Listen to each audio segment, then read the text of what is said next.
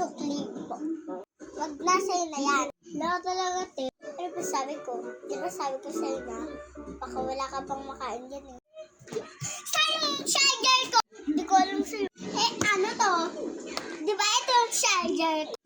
Bakit? Sino ba nagbili niyan? Di ba? Hindi naman ikaw. Si Mama ba?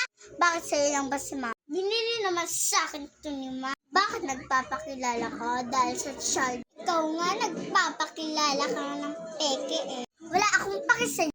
Love person ka na ba? 10 bars, 30% pa ako. Sa'yo na muna charger. Salamat. Kung anong nangyari sa cellphone, nalaglag ko po kasi sa CR.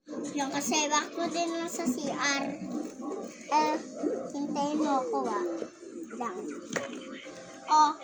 Wala talaga te. Sabi ko, ingatan mo yan ah. Thank you te. Yaya ka pa yan. Maligo ka dun ng asim-asim mo eh. Thank you talaga te.